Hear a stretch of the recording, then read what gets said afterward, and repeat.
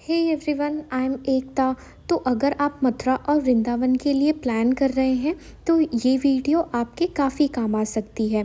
मथुरा पहुंचने का सबसे सस्ता तरीका है by train, and if you are planning by flight तो Agra is the nearest airport. Agra से मथुरा की डिस्टेंस अराउंड 50 किलोमीटर है, तो ईज़िली आपको बसेस और कैब्स मिल जाएंगी।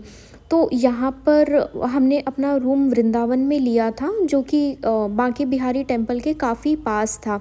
और यहाँ पर आपको रूम अराउंड 1000 से 1500 के बीच में मिल जाएंगे।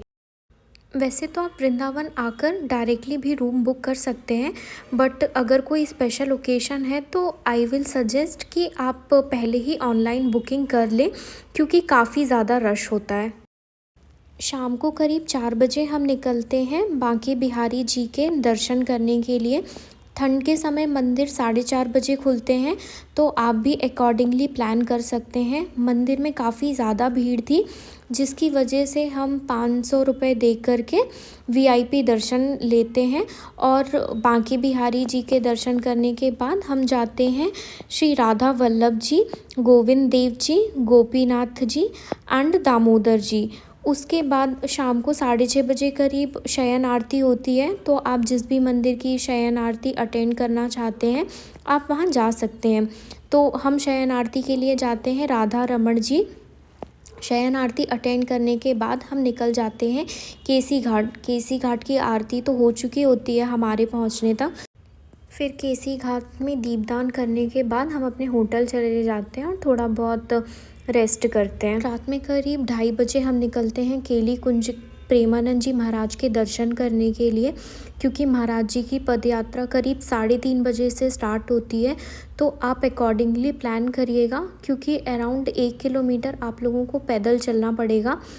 तो फाइनली हमें यहाँ महाराज जी के दर्शन मिलते हैं करीब 4 बजे। बहुत ही ज़्यादा भीड़ थी।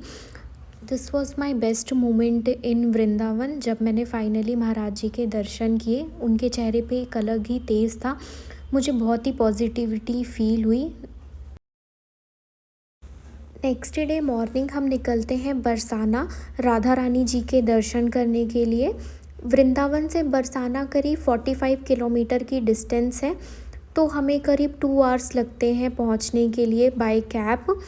आप नॉर्मल बस लेकर भी जा सकते हैं, AC बसेस आर अवेलेबल। तो यहाँ पर फाइनली हमें राधा रानी जी के दर्शन करने के लिए मिलते हैं। मंदिर हिल पर है, जिसकी वजह से व्यू बहुत ही सुंदर था। पूरा बरसाना गांव क्लियरली विजिबल था। लाडली जी के दर्शन करने के बाद आप बरसाना में मान मंदिर, कीर्ति मंदिर, राधा कुंड और प्रेम सरोवर के भी दर्शन कर सकते हैं। इसके बाद हम जाते हैं नंद भवन, जो कि नंद गांव में है। यहाँ पर कृष्ण जी का काफ़ी सारा समय बीता। यह स्थान नंद बाबा और यशोदा मैया के निवास स्थान के रूप में प्रसिद्ध है। और जैसे कि हमारे होटल की बुकिंग वृंदावन में थी, तो हम वापस वृंदावन चले जाते हैं और शाम को निधिवन के दर्शन करते हैं। निधिवन के बाद हम जाते हैं इस्कॉन टेम्पल एंड प्रेम मंदिर, क्योंकि रात में दोनों ही मंदिरों की लाइटिंग बहुत ही अच्छी होती है। तो आई विल सजेस्ट कि आप भी इन टेम्पल्स को इवनिंग के टाइम ही विज़िट करें। शाम को आरती का समय था, जिसकी वजह से काफ़ी ज़्यादा रश था। आरती अटेंड करने के बाद अराउंड 8 बजे टेम्पल क्लोज़ हो जाते हैं। नेक्स्ट डे मॉर्निंग हम निकल पड़ते हैं मथुरा के लिए। मथुरा से वृंदावन की डिस्टेंस अराउंड 15 किलोमीटर है, तो आपको आराम से ऑटो मिल जाएगी। यहाँ पर सबसे पहले हम जाते हैं कृष्ण जन्म स्थान, जहाँ पे कृष्ण भगवान का जन्म हुआ था, इना जेल। यहाँ पर मोबाइल्स अलाउड नहीं थे, तो आप पहले ही उन्हें जमा करके जाएं। इसके बाद हम जाते हैं यमुना घाट, यहाँ पर बोट राइड लेते हैं। इसके बाद हम निकल पड़ते हैं द्वारकाधीश मंदिर के लिए। यहाँ पे द्वारकाधीश मंदिर शाम को करीब 4 बजे खुलते हैं, तो काफ़ी लंबी क्यू के बाद हमें फाइनली दर्शन मिल जाते हैं। इसके बाद हम जाते हैं रमन रेती। यहाँ पर lord Krishna use to play as a child. Raman Reti के दर्शन करने के बाद हम निकल जाते हैं आगरा के लिए, क्योंकि हमारी नेक्स्ट डे फ्लाइट थी फ्रॉम आगरा टू बैंगलोर। हमने सोचा था कि we will go early for sunrise, but somehow हमें थोड़ा डिले हो जाता है और हम थोड़ा लेट पहुँचते हैं। हमने 250 रुपीज़ की टिकट्स ली थी एंड हमने एंट्री की from east gate. View was really beautiful and 250 rupees की टिकट में आप अंदर टॉम में भी जा सकते हैं।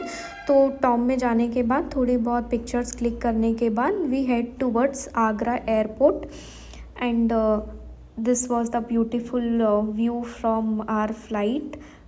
This was all about our trip. If you have any doubts, please mention in the comments. Stay tuned for the next vlog.